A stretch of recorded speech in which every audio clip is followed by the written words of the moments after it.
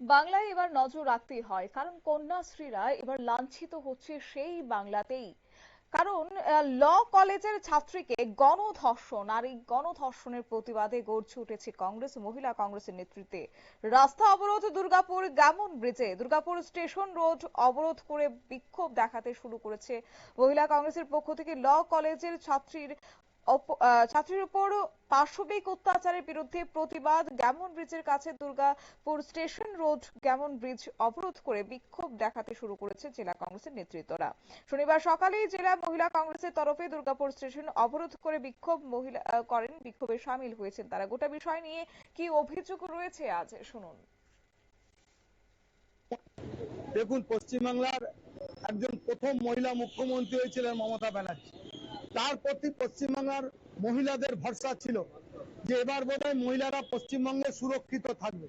কিন্তু একটার পর একটা ঘটনা, পার্ক স্ট্রিট কামদুনি থেকে শুরু করে, কাটোয়া কাণ্ড থেকে শুরু করে, আরজিকর কাণ্ড থেকে শুরু করে, গত পরশুদিনে ল কলেজের ভিতরে একজন ছাত্রীকে যেভাবে কলেজের ভিতরে গণধর্ষণ করা হয়েছে, তার প্রতিবাদে ভারতীয় জাতীয় কংগ্রেস আজকে গোটা পশ্চিমবঙ্গ জুড়ে আমরা বিক্ষোভ কর্মসূচি নিচ্ছি। আমরা চাইছি অবিলম্বে যারা এই ঘটনায় দোষী তাদের চিহ্নিত করে তাদের কঠোর থেকে কঠোরতম শাস্তি দেওয়া হোক, এবং মাননীয় মুখ্যমন্ত্রী এবং স্বরাষ্ট্রমন্ত্রী পশ্চিমবাংলার মমতা ব্যানার্জি অবিলম্বে এই নারী নির্যাতনের ঘটনাগুলির জন্য তিনি পদত্যাগ করুন। আজকে তার প্রতিবাদে আমরা দুর্গাপুরে বিক্ষোভ মিছিল করেছি এবং তারপরে আমরা এখানে পথ অবরোধ করেছি। পুলিশের সঙ্গে ধস্তাধস্তি হয় এবং আমাদের সেখান থেকে পুলিশ উঠে। আপনারা শুনলেন জেলা কংগ্রেস নেতৃত্বের বক্তব্য। অর্থাৎ সম্প্রতি সময়কালে পশ্চিমবঙ্গে ঘটে যাওয়া যে আর্যিকর কাণ্ড, সেই আর্যিকর কাণ্ডে কিন্তু রীতিমতো উত্তাল ছিল গোটা দেশ। পাশাপাশি তার কিছু মাস কাটতে না কাটতে এবার ল কলেজে গণধর্ষণের মতো ঘটনা, এবং যার প্রতিবাদে এবার গর্জে উঠেছে জেলা কংগ্রেস এবং গোটা পশ্চিমবঙ্গ জুড়ে আজকে তারা বিক্ষোভে সামিল হয়েছেন। এবং তারা মূলত আজকে দাবি করেছেন যে অবিলম্বে সেই দোষীদের চিহ্নিত করে যেন কঠোর থেকে কঠোরতম শাস্তি দেওয়া হয়। এই প্রসঙ্গে যাব বিস্তারিত। আমাদের সঙ্গে যুক্ত হয়ে গেছে পশ্চিমবঙ্গ থেকে প্রতিনিধি শান্তনু পান। শান্তনু, কি রয়েছে বিস্তারিত বিষয়টা যদি তুলে ধরো। দেখো, সাউথ ক্যালকাটা ল কলেজে যে ধর্ষণের ঘটনা ঘটেছে সেখানে কিন্তু ইতিমধ্যেই 3 জন গ্রেপ্তার হয়েছিল এবং সেই গ্রেপ্তারের তালিকায় আরো একজন হয়েছে, 4 জন গ্রেপ্তার হয়েছে। তার কারণ ওই দিনে যিনি সিকিউরিটির দায়িত্বে ছিলেন সেই সিকিউরিটিকে নির্যাতিতার বয়ান অনুযায়ী তাকে ডেকে পাঠানো হয় এবং তার সাথে কথোপকথনের সঙ্গে যখন পুলিশের ইন্টারভেনশন হয় তখন কিন্তু অসঙ্গতি মেলায় পুলিশ তাকে গ্রেপ্তার করেছে। এবং পুলিশ যেটা জানিয়েছে যে এই ঘটনায় যারা জড়িত সকলকে কিন্তু গ্রেপ্তার করা সম্ভব হয়েছে। যদিও বিজেপির পক্ষ থেকে কিন্তু ইতিমধ্যেই ফ্যাক্ট ফাইন্ডিং কমিটি গঠন করা হয়েছে। বিজেপির যিনি কেন্দ্রীয় সভাপতি রয়েছেন জেপি নাড্ডা, তিনি ইতিমধ্যেই 4 সদস্যের একটি ফ্যাক্ট ফাইন্ডিং কমিটি গঠন করেছেন, যার মাথায় রয়েছেন মীনাক্ষী লেখি, বিপ্লব দেব সহ আরো 2 জন।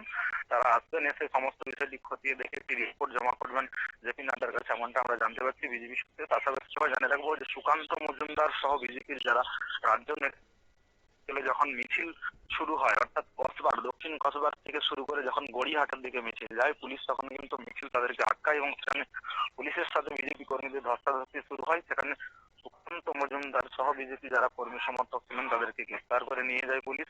স্বাভাবিকভাবেই প্রশ্ন উঠছে, যখন কোনো ঘটনা ঘটবে সেখানে প্রতিবাদ জানাতে গেলে কি এইভাবে পুলিশ দিয়ে দমন করা যাবে? পাশাপাশি যে ঘটনা, সেই ঘটনা বলে যদি দেখা যায়, পুলিশ সূত্রে যেটা জানা যাচ্ছে যে যেদিনকে ঘটনা ঘটে তাকে দুপুর বেলা 12টার সময় ডেকে পাঠানো হয় এবং 12টা থেকে 4টা পর্যন্ত সেটার যে অফিসিয়াল কাজ ছিল, অর্থাৎ কলেজে ভর্তি সংক্রান্ত যে কাজ ছিল সেই কাজ সারে তারপরে সে 4টার সময় কলেজের গেট থেকে বেরোতে যায়। ঠিক তাকে সেই সময় ইউনিয়ন রুমে ডেকে পাঠানো হয় এবং 4টা থেকে 6টা পর্যন্ত ইউনিয়ন রুমে দীর্ঘক্ষণ তার সাথে কথোপকথন চলে এবং 6টার পর যখন কলেজের জিএস ইউনিয়ন রুম থেকে বেরিয়ে যায়, তারপরে শুরু হয় এই মনোজিৎ মিশ্র এবং তার যে গ্যাং, সেই তাদের অকথ্য অত্যাচার। এবং তিনি অসুস্থ হয়ে পড়েন, ছাত্রীটি অসুস্থ হয়ে পড়েন, তিনি চিৎকার করতে থাকেন এবং বলেন যে তাকে হসপিটালে নিয়ে যাওয়া হোক। কিন্তু সেই সময় তার যারা সঙ্গী ছিল, অর্থাৎ এই মনোজিতের যারা সঙ্গী ছিল জাহিদ এবং তার যে সহযোগী, তারা তাকে একটি ইনহেলার এনে দেয় এবং ইনহেলার দিয়ে তাকে বলে যে তুমি এই ইনহেলারটা ইউজ করলে সুস্থ হয়ে যাবে। এবং তাকে ইনহেলার দেওয়ার পরে কিন্তু আবার ইউনিয়ন রুম থেকে বের করে গার্ডের রুমে নিয়ে যায় এবং সেখানে কার্যত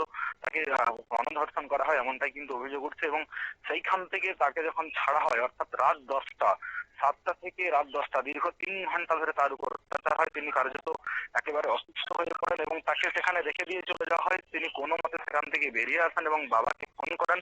সেখান থেকে তার বাবা তাকে গিয়ে উদ্ধার করে নিয়ে যায় এবং চিকিৎসা করায় এবং পরবর্তীকালে কসবা থানায় গিয়ে লিখিত অভিযোগ হয়। লিখিত অভিযোগের পরিপ্রেক্ষিতেই তাদের 3 জনকে গ্রেপ্তার করা হয় এবং সম্পূর্ণ যে ঘটনাটি ঘটে সেই ঘটনার ভিডিও রেকর্ডিং করে রাখা হয়েছে। অর্থাৎ নির্যাতিতার উপর যখন নির্যাতন হয় তার সম্পূর্ণ ভিডিও করে এই মনোজের নৃত্যের 2 সহযোগী এবং সেই ভিডিও দেখিয়ে তাকে ভয় দেখানো হয়েছে যে এই ঘটনা যদি সে কাউকে জানায় তাহলে কিন্তু তার বাবা মাকে মেরে ফেলে গ্রেপ্তার করা হবে এবং তার যে প্রেমিক রয়েছে, কারণ তাকে যখন ধর্ষণ করা তখন তিনি জানাতে থাকেন যে তার প্রেমিক রয়েছে, তিনি এই ধরনের কোনো ঘটনায় করতে চান না। তো তাকে ভয় দেখানো হয় যে প্রেমিককে মেরে ফেলা হবে এবং তার পাশাপাশি তার বাবা মাকে গ্রেপ্তার করা হবে। স্বাভাবিকভাবেই প্রশ্ন উঠছে যে এই যে মনোজ মিশ্র বা যারা এই ঘটনার সাথে যুক্ত রয়েছেন কতটা তাদের স্তম্ভ, কতটা তাদের দাপট রয়েছে। কারণ যখন ঘটনা ঘটাচ্ছে এবং সেই ঘটনার ভিডিও করে রাখছে এবং অথচ কলেজ ক্যাম্পাসের মধ্যে যে বিভিন্ন ধরনের সিসি ক্যামেরা সহ সিকিউরিটির ব্যবস্থা থাকে সেগুলো কার্যত তারই দখলে থাকে, এমনটাই কিন্তু আমরা কলেজ সূত্রে জানতে পারছি। এবং তোমার যেটা জানিয়ে রাখবো যেই ধৃতর মোবাইল পুলিশ সিজ করেছে এবং ধৃতর মোবাইল থেকে ভিডিও পাওয়া গেছে এবং সেই ভিডিও সূত্র ধরে পুলিশ আরো জেরা করছে। স্বাভাবিকভাবেই নির্যাতিকে আইকে কোর্টে আনা হয়েছে, তার বয়ান চলছে, ম্যাজিস্ট্রেট পর্যায়ে রেকর্ডিং চলছে। স্বাভাবিকভাবে এই প্রশ্ন উঠছে যে কলকাতার মতো জায়গায় বারবার যদি এই ধরনের ধর্ষণের শিকার হয় ছাত্রীরা, সেক্ষেত্রে কোথায় গিয়ে নিরাপত্তার ব্যবস্থার ক্ষেত্রে পুলিশের দায় কি শুধুমাত্র কোনো ঘটনা তার দোষীকে খুঁজে বের করা, ঘটনা ঘটার আগের মুহূর্তে কোনোভাবেই পুলিশ ইন্ডিকেট করতে পারছে না, তাহলে তাদের যে ইন্টেলিজেন্স রয়েছে সেই ইন্টেলিজেন্সে কোথাও ব্যর্থ হচ্ছে। কারণ একেবারে দক্ষিণ কলকাতা মানে কলকাতার পুরো কেন্দ্রীয় স্থল, সেখানে কয়েক ডজন মন্ত্রীরা থাকেন, রাজ্যের যারা মন্ত্রী তারা কিন্তু সেখানেই অবস্থানরত করেন এবং হাই সিকিউরিটি জোন। সেই জায়গায় যদি এই ধরনের ঘটনা কলেজের মধ্যে ঘটে যায়, স্বাভাবিকভাবেই কিন্তু প্রশ্ন উঠছে যারা এই ছাত্রছাত্রী রয়েছে আবাসিক হোটেলে যায়, হস্টেলে থাকে, সেখান থেকে তারা বাড়ি ফেরেন বা কলেজে জাতীয় মহিলা কমিশনের পক্ষ থেকেও ইতিমধ্যে একটি দল এসে পৌঁছবে, আমরা যেটা জানতে পারছি। স্বাভাবিকভাবে প্রশ্ন উঠছে যে মধ্যে যদি এই ধরনের ঘটনা ঘটে তাহলে জেলাগুলোতে কি ঘটনা ঘটছে, এমনটাই কিন্তু মন্তব্য করেছেন বিজেপির মুখপাত্র। ধন্যবাদ।